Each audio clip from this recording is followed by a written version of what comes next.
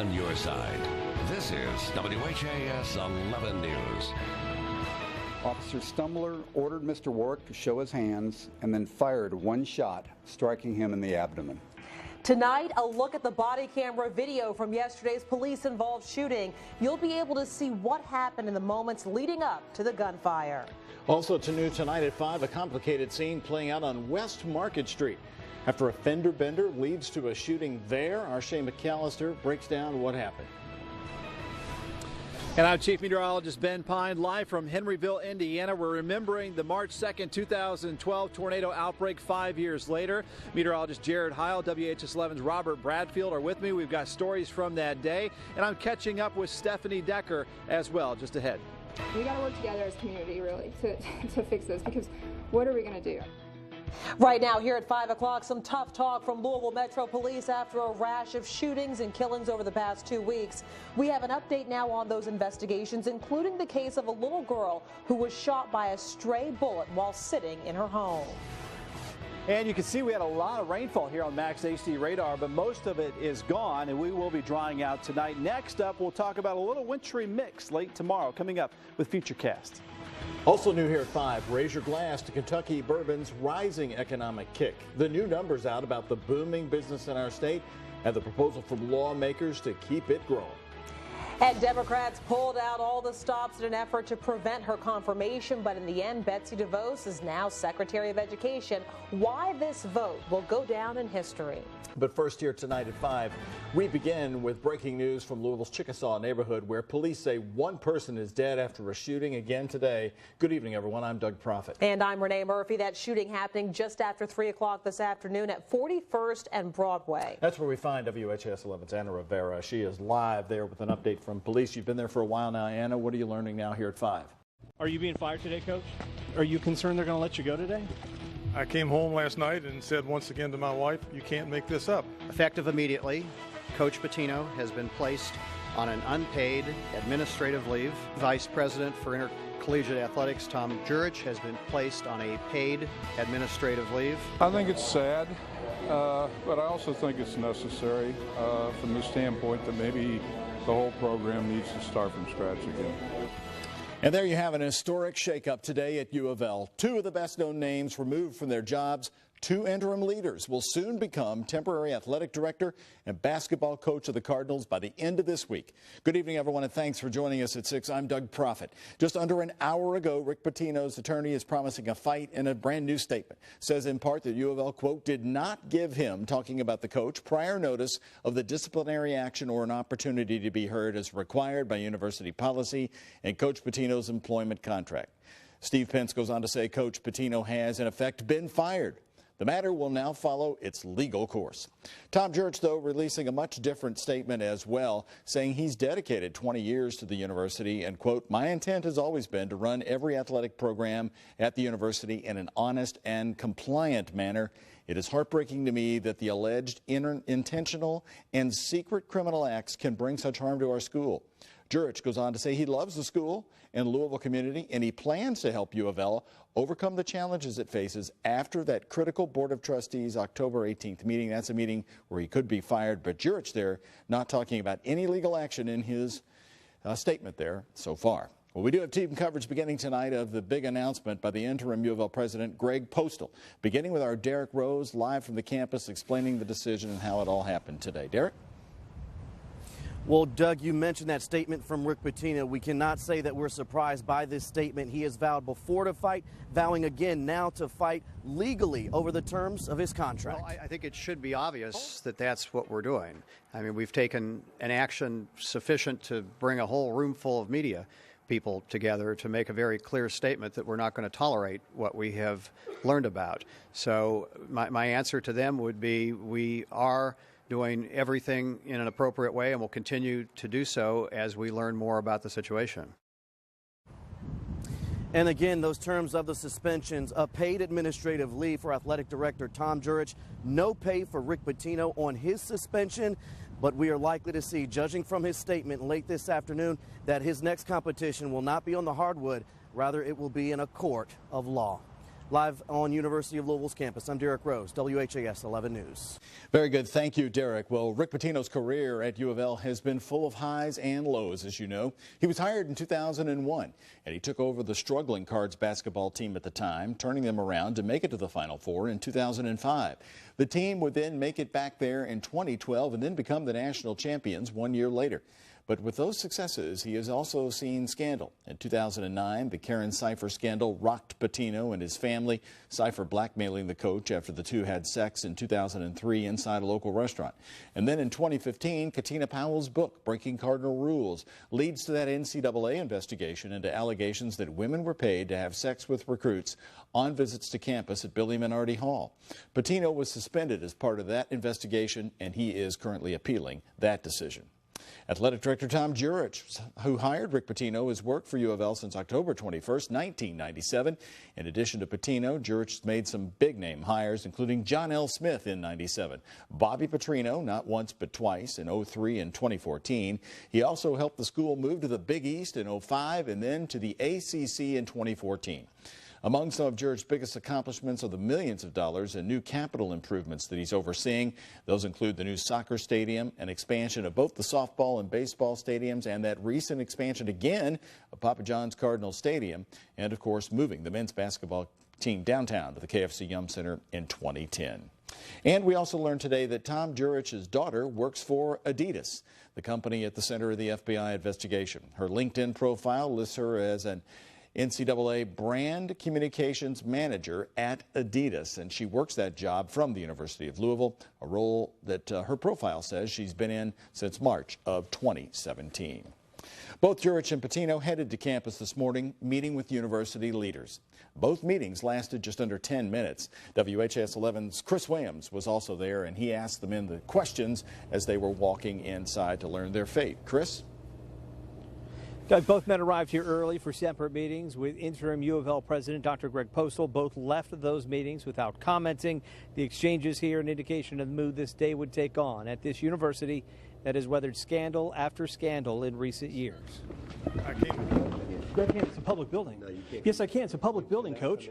I can come in here. It's a public building. There's a public meeting. Do what you like. Did you know anything about what Adidas was alleged doing? It's back here, Coach.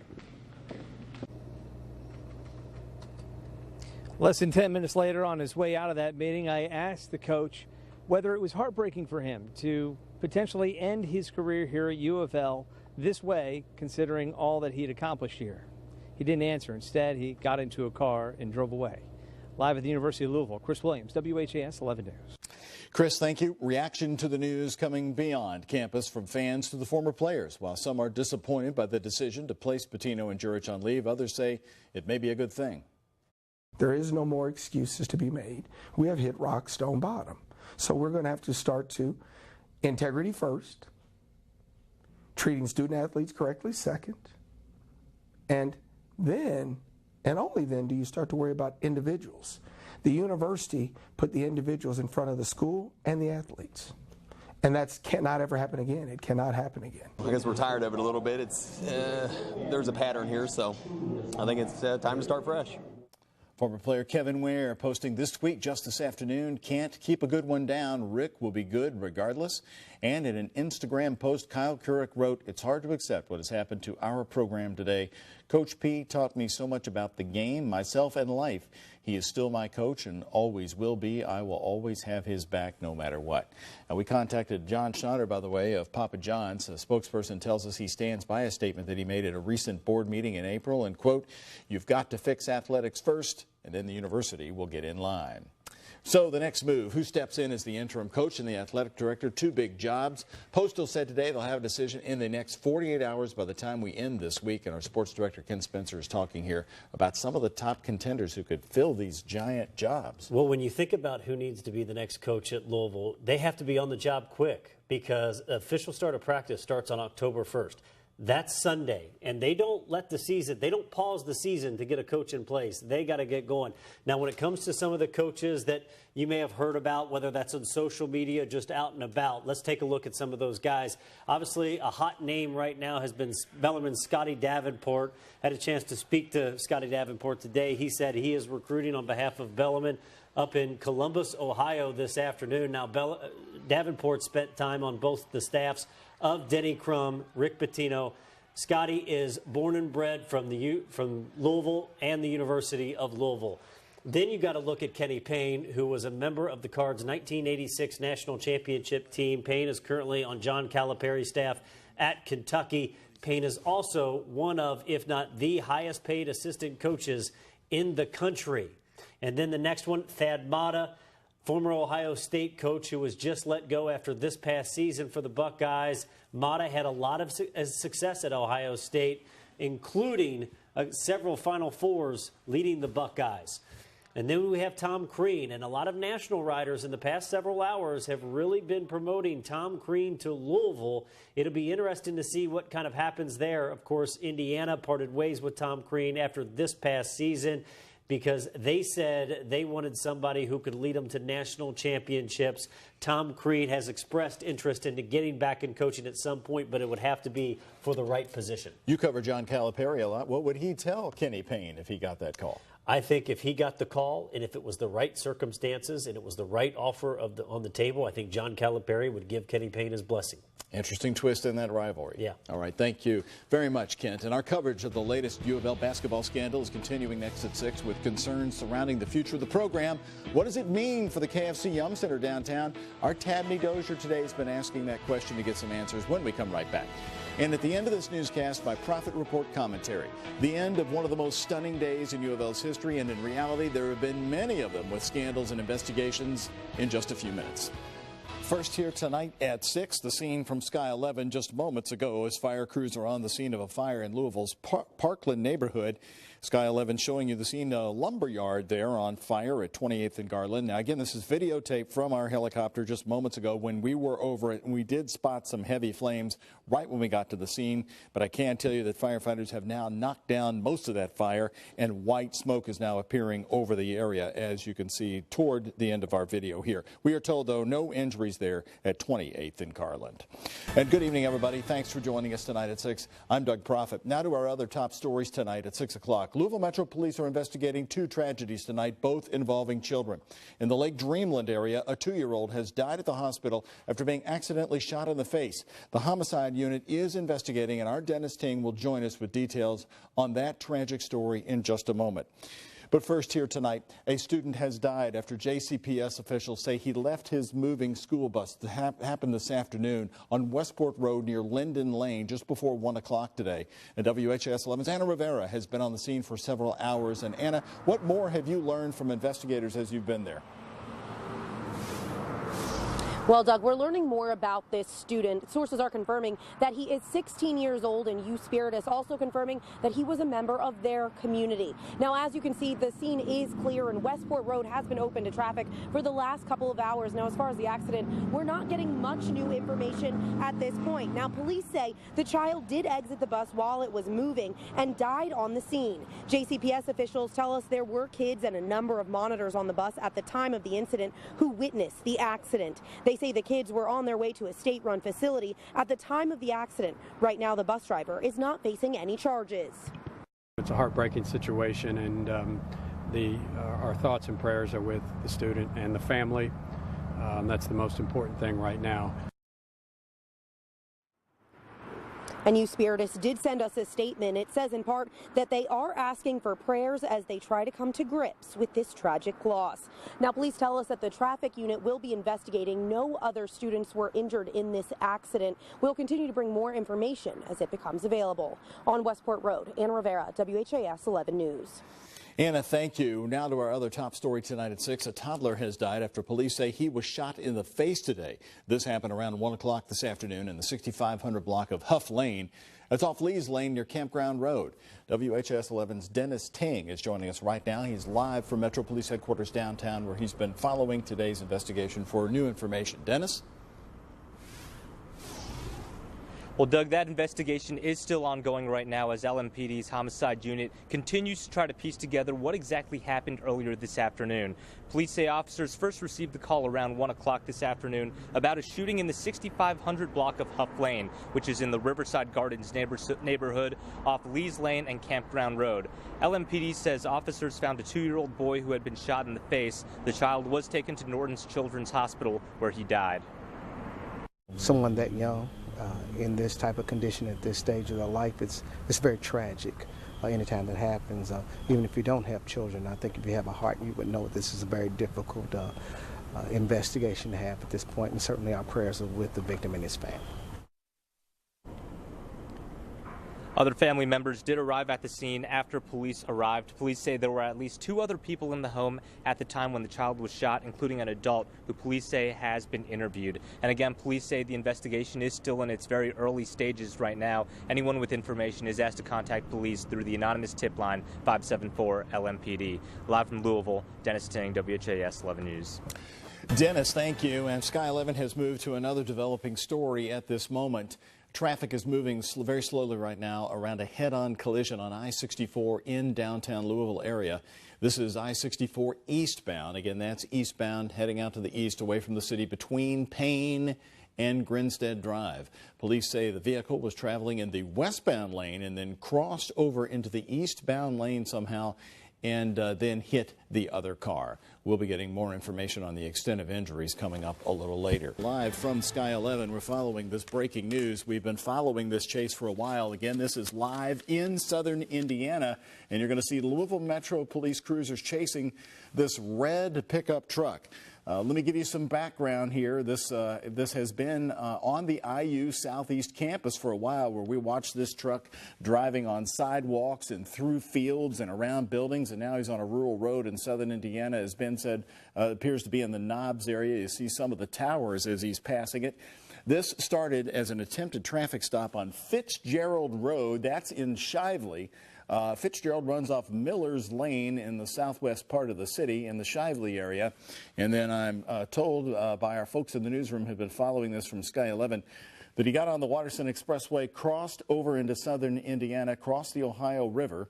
This all started as an attempted traffic stop by police for a person who is possibly wanted in a robbery case. We don't have any other details.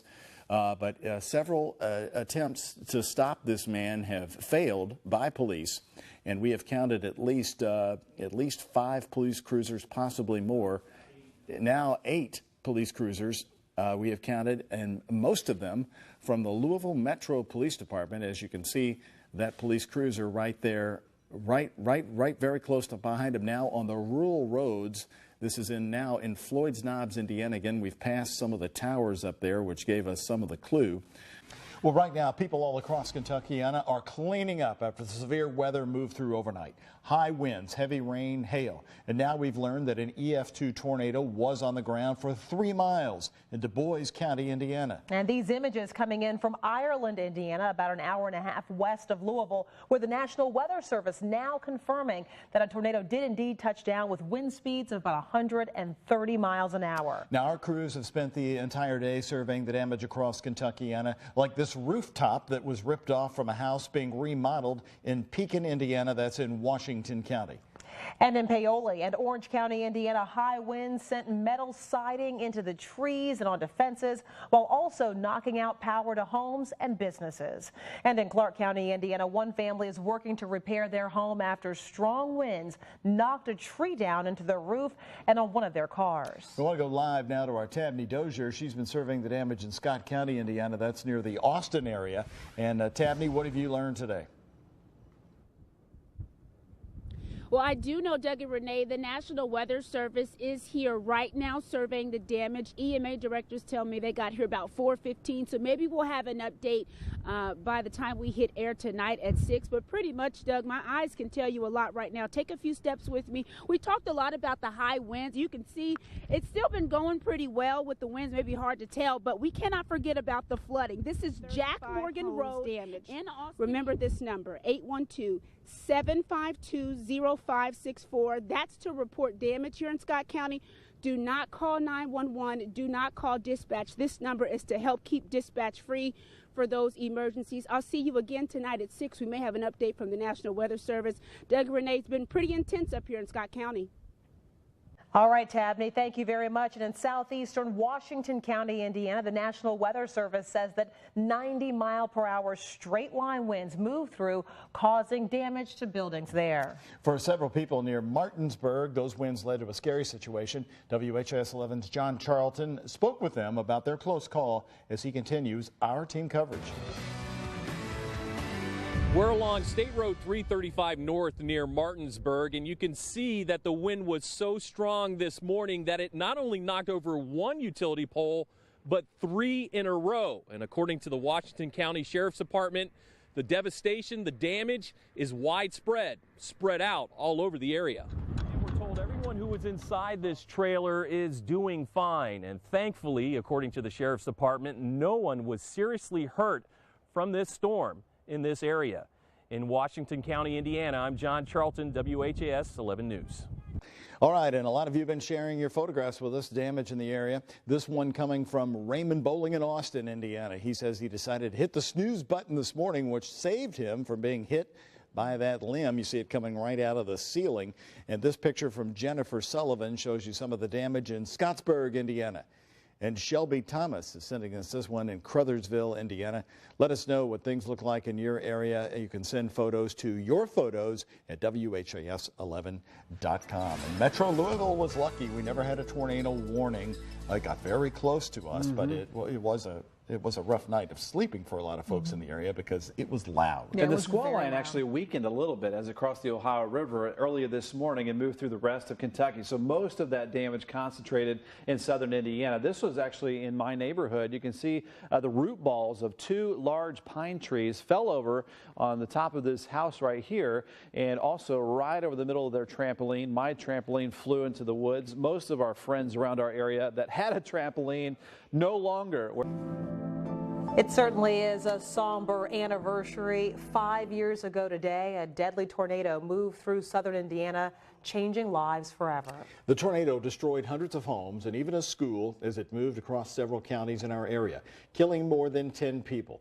Tonight, we are bringing you special coverage with our team that followed the tornadoes here in southern Indiana and in West Liberty, Kentucky. And meteorologists Ben Pine and Jared Heil are in Henryville, Indiana right now, where that community has rebuilt and is now moving forward.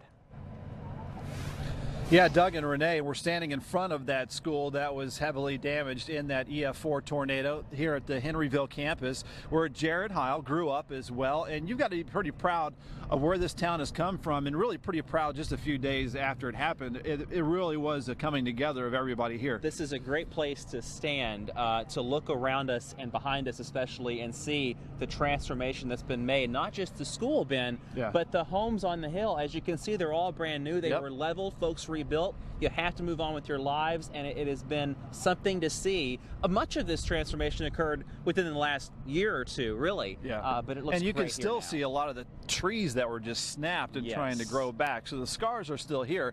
A lot of people call it the Henryville tornado, March 2nd, 2012, but it impacted a lot more communities, and a lot more people died away from Henryville, actually. Here's a look at the whole tornado path. It started about 25 minutes before it hit Henryville, about 25 miles to the southwest in Fredericksburg, Indiana. It moved to Pekin, where 5 people were killed there in a mobile home, tragically, and then it moved over Daisy Hill, just north of Borden, Indiana.